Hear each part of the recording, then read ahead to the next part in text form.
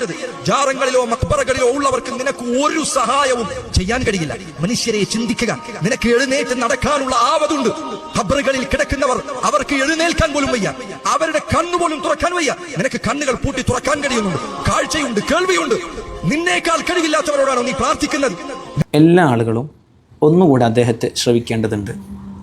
പ്രധാനമായും ചോദ്യം ചോദിക്കുന്ന ഒരു കക്ഷികളായി അവരും എപ്പോഴും മറുപടി പോക്കറ്റിലിട്ട് നടക്കുന്ന വിഭാഗമായി നമ്മളും മാറി എന്നുള്ളതാണ്. കുറച്ച് ചോദ്യങ്ങൾ ഇന്ന് അവരോട് ചോദിക്കാം നമുക്ക്. മരണപ്പെട്ടവർ കേൾക്കുകയില്ല എന്ന ആയത്തു നിങ്ങളൊക്കെ പാരായണം ചെയ്തു.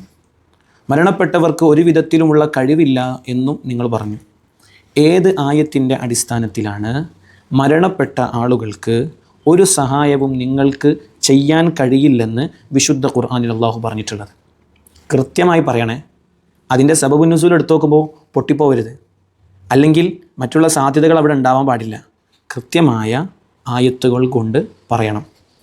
ഇനി അടുത്തൊരു ചോദ്യം, കേൾക്കുകയില്ല എന്ന് പറഞ്ഞാൽ തന്നെ രണ്ടു തരം കേൾവിയുണ്ട്. ഒരു ബാപ്പ മകനോട് നീ ഞാൻ പറഞ്ഞതൊന്നും കേൾക്കൂല എന്ന് പറഞ്ഞാൽ അവിടെ കേൾവി നടക്കുന്നുണ്ട്, കേൾവി ഉണ്ടാകുന്നുണ്ട്, അനുസരണ ഉണ്ടാവുന്നില്ല എന്നാണ്.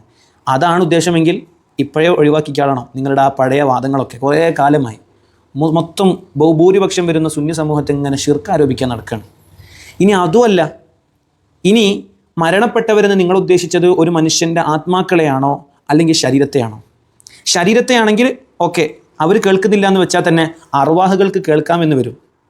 അർവാഹുകൾ മരണപ്പെടില്ല എന്ന് മദ്ഹബ് അഹ്ലുസുന്ന വൽ ജമാഅത്താണെന്ന് അയിമ്മത്ത് കൃത്യമായി പറഞ്ഞിട്ടുണ്ട്. അപ്പോൾ ഇനി ഈ ചോദ്യങ്ങൾക്കൊക്കെ ഉത്തരം പറഞ്ഞിട്ട് മതി സുന്നി സമൂഹത്തിന് മേലെ കുതിര കയറാനും അവരെ ശിർക്ക് ആരോപിക്കാനും. ഇതിനൊക്കെ ഒന്ന് ചോദ്യമൊക്കെ കണ്ടെത്തിയിട്ട്, ഇതൊന്നും പുതിയ ചോദിച്ചിട്ടുണ്ടാവില്ല ആരും. ഒന്ന് പോയിട്ട് എന്താക്കിയാളാണ്ടി നല്ലതുപോലെ നോക്കി പഠിച്ചിട്ട് വന്നേക്കാണ്ടി. അള്ളാഹു നല്ലവരായി ജീവിക്കാൻ, അവരെങ്ങനെ ശിർക്ക് പറഞ്ഞ് ഇങ്ങനെ അവർ മാത്രം സ്വർഗം, ഇത്രയും വിശാലമായ സ്വർഗത്തിൽ ആകെ ഒരു 10-15 ആളുകൾ.